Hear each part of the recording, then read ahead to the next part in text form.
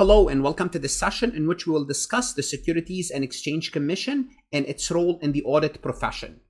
The Securities and Exchange Commission is a federal agency that came about after the 1920s Great Depression, after the 1929 Great Depression, as a result of many companies not providing trustworthy information to investors. Simply put, the selling of securities, the selling of stocks was not regulated, was not overseen.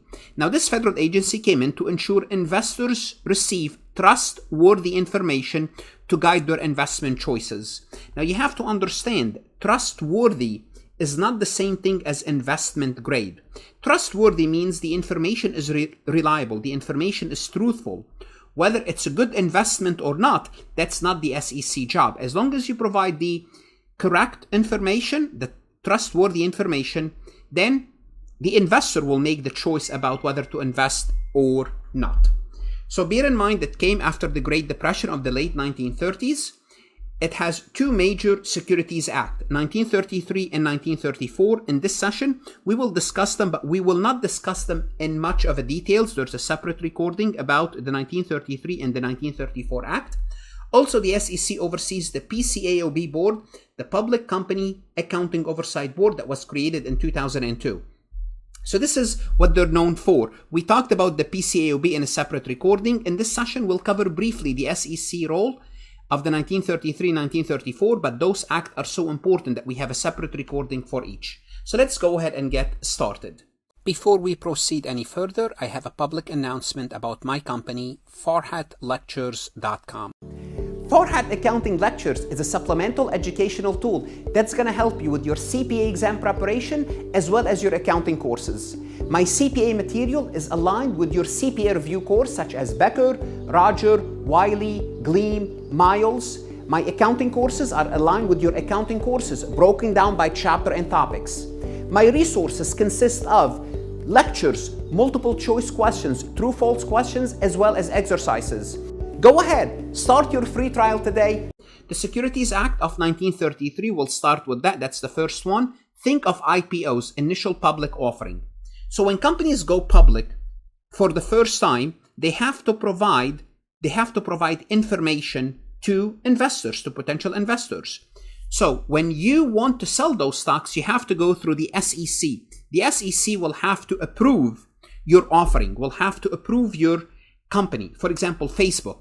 Facebook was a private company for a long time. Then in 2010, they went public. Same thing with Google. When the company wants to go public, same thing with Microsoft. All these companies start as private companies. All companies start as private, then eventually they go public. When they go public, they go through something called IPO, initial public offering. Well, before you do that, you have to tell the SEC exactly what information you are providing to investors. Actually, you don't tell them, they tell you what to provide. And in that separate recording, we'll talk about what's expected, but this is just an overview. Then, the following year, 1934, the SEC, they have another act called 1934 Securities Exchange Act. So notice the difference between the two, the word exchange. So the word exchange is missing in the 1933 because the 1933 Act only covers IPOs.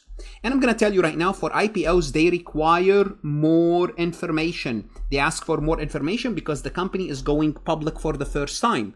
For the 1934, once the company is public and the securities are being exchanged between investors, then the SEC would require you to publish additional information.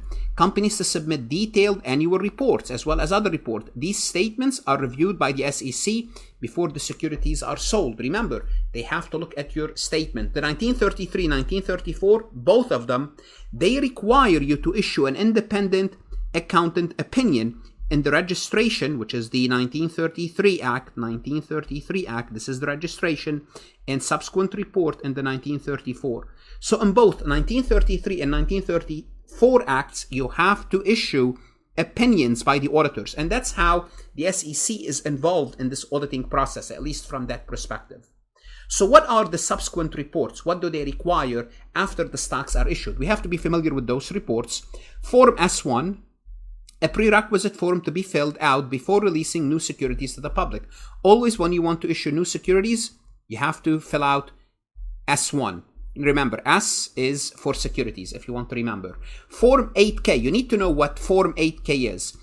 Documents, major events pertain to investors. So anytime there's a major change in the company, and what could be an example of a major change? For example, the CEO of the company is leaving.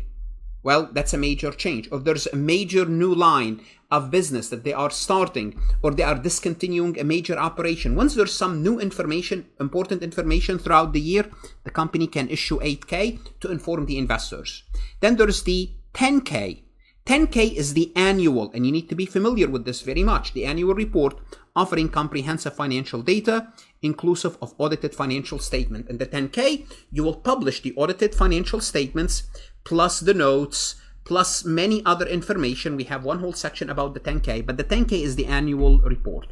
Then we have the 10Q, so differentiate between the 10K and the 10Q. The 10Q, Q is quarterly.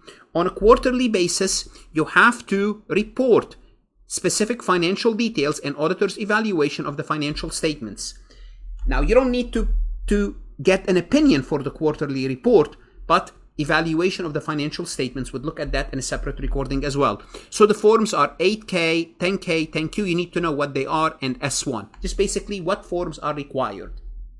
Also, the SEC greatly influences GAAP, generally accepted accounting principles, as well as financial statement disclosure, because the authority of the SEC oversees both GAAP and disclosure, and both GAAP and disclosure are part of your auditing process. Also, how you report information to the public through the XBRL formatted financial data. We have a separate recording of what's XBRL. It's the language that the company uses to publish their data to the public, to publish their financial statement. So the SEC not only deals with audit, they deals with GAAP, disclosure. Make sure the investors have transparency. They have transparency. So any major changes proposed by FASB. FASB is GAAP, Financial Accounting Standard Board. Typically consider the SEC stance. If the SEC don't like that position, well, it's not going to go through. Also, as far as the auditors are concerned, the SEC Regulation SX, Staff Accounting Bulletin, and Accounting and Auditing Enforcement Releases are prime interest to the CPAs. So the CPAs, they look at those as a reference for their audit profession. These documents hold key regulation and insights on accounting and auditing matters for CPAs working with, again, publicly traded companies.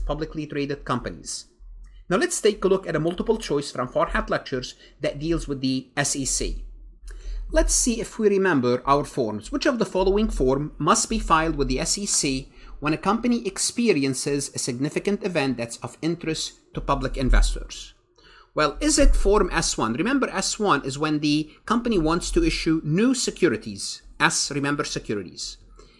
10K is the annual report. That annual report is issued once a year. It includes all the financial and audited financial statements. 10Q is a quarterly report. Well, by the process of elimination, 8K is that form. Now, what is 8K? Well, 8K is required to be filed to provide timely information about the company. So if you 10Q is a quarterly, 10K is annually. You don't want to wait till the end of the quarter. And at the end of the quarter, the company will have, they will need additional days to issue that 10K. So if there is information they want to disclose in the near future about the company, they will file Form 8K. One reason could be, as I mentioned in the recording, in the lecture, is change of the CEO. That's usually a major one. Other significant corporate event like a merger, acquisition, again, changes in corporate leadership, key executives, bankruptcy, if they're going to go into a bankruptcy soon, any matters that they think they should not wait, that's relevant to the investors, and they should not wait for the quarterly or the annual report to disclose, that's relevant, they could always file 8K. Think of it as like a news event about the company, but it's important news event. What should you do now? Look at additional multiple choice questions on Farhat lectures, true, false, additional resources that's going to help you understand these concepts, whether you are a CPA exam candidate or an accounting student. Invest in yourself. Good luck, study hard, and of course, stay safe.